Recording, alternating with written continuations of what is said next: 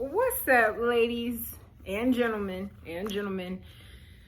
I was pondering something lately in this whole feminism act and the entire getting a high value man and being a high value woman and what is all that, okay?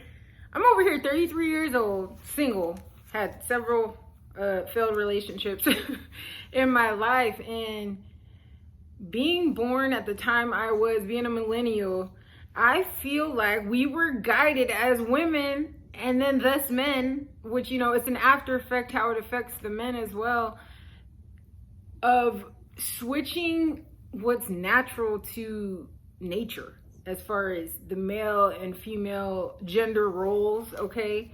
So I'm a person who has always kind of done things on my own, you know. I had my son when I was 17, and, you know, I paid quite a bit in that relationship. And then I had a relationship where I was 50-50.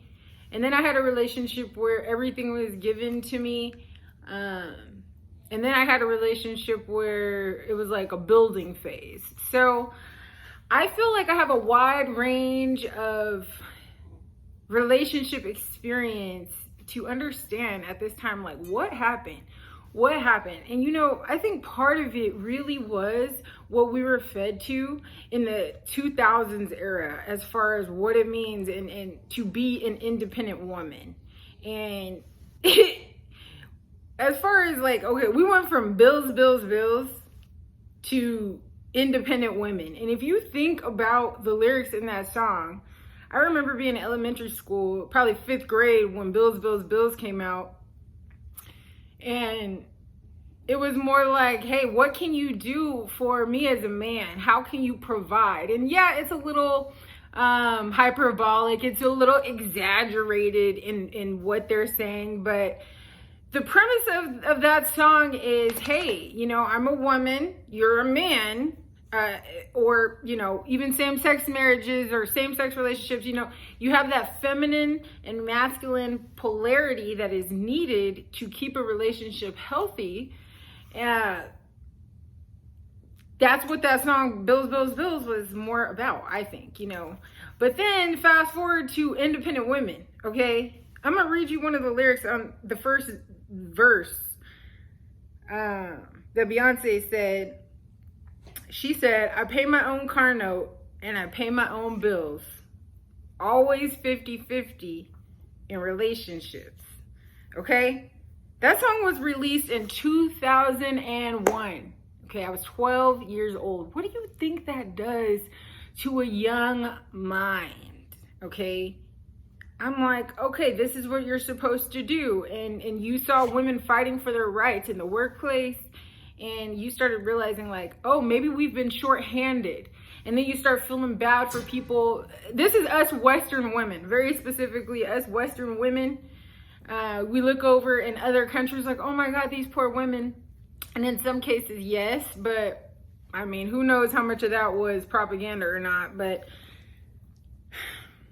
we really felt like in order to be of value in the relationship, that we have to provide half of what a man provides. And that's what a 50-50 relationship is. And I now realize that's where we got it all wrong. 50-50 in a natural relationship is the male energy provides and the female energy receives and multiplies.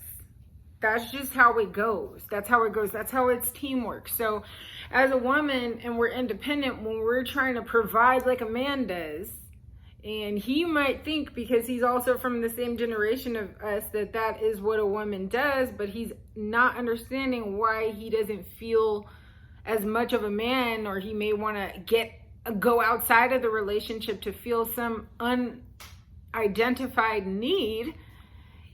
It is really the feeling that they're missing is a feeling like the provider. And every man in their DNA, it is wired to be like that. And when they go against it, we all have this chaotic energy going on when we try to go against what's natural to us, okay? Think about it. Every single animal, okay, the male, there's ceremonies going on, there's rituals in every single animal kingdom where the male courts, he shows his strength, he shows his resources, or, you know, and he shows his beauty, he shows his health, and the woman chooses. It's actually called something, I wrote it down, y'all. It's called sexual selection. Okay, it's called sexual selection. And when a woman chooses, or when a female chooses, it's called the female choice. Okay, this is based on science, you guys.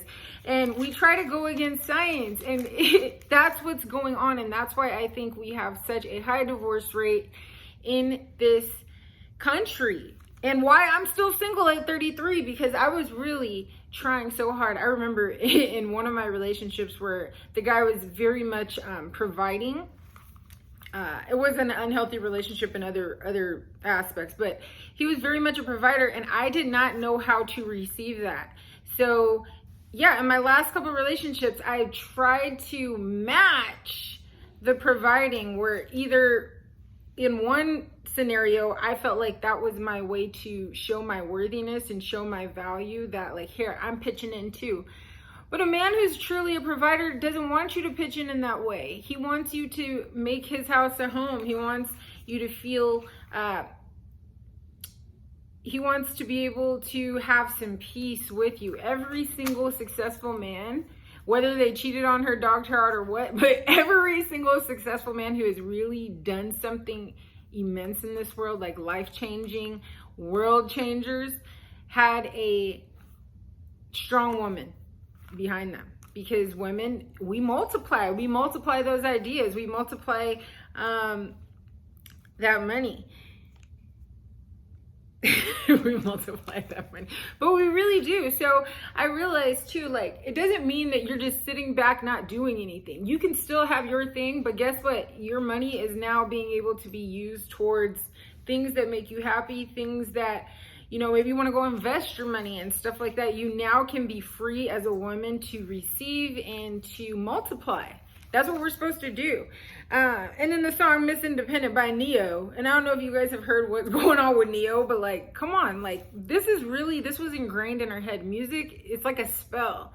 When we keep hearing this stuff over and over, it really affects your subconscious. We think it doesn't, but don't be fooled. It definitely does. He said, my favorite thing to say, and this is where it's like twisted. My favorite thing to say, her favorite thing to say is, don't worry, I got it. Ladies, even if we say, don't worry, I got it, do we really mean that? If a man goes, oh, you do good, like, do we really mean that? No, we want them to be like, no, I got it. Let's be real. Even if we do got it, even if you do, like, you want to have your own stuff, and I'm not saying that, not being stable, not having your own resources, and not being smart, but that's a whole nother video. But think about it.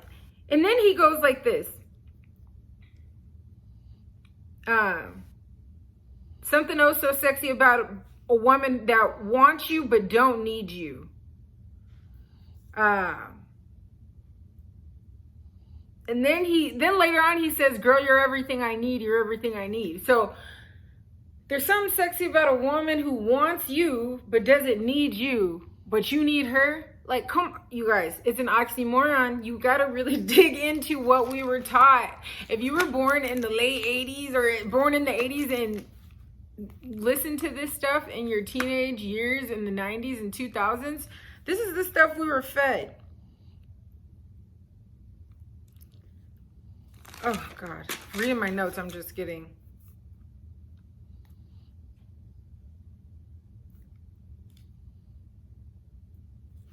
Oh, yeah, that's the other thing. That's the other thing, you guys. As independent women,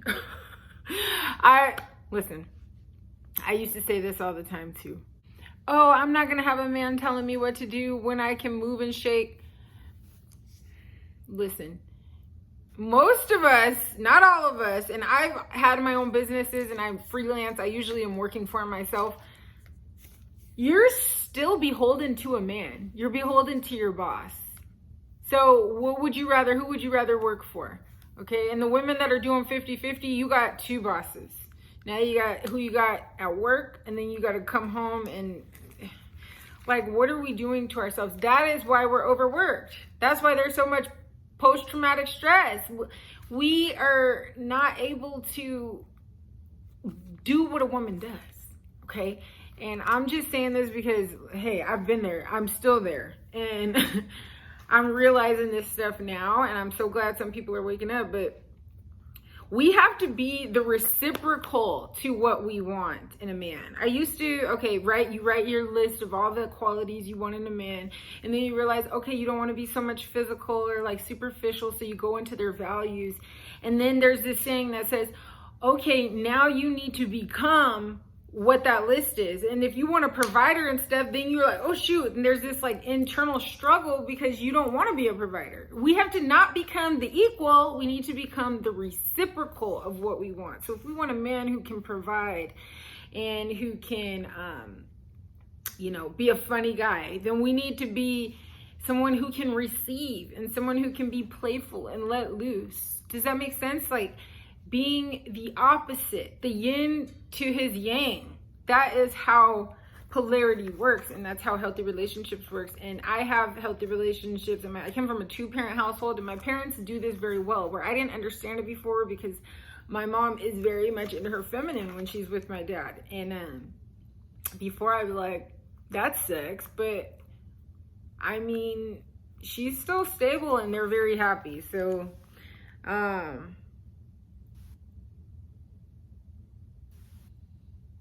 yeah.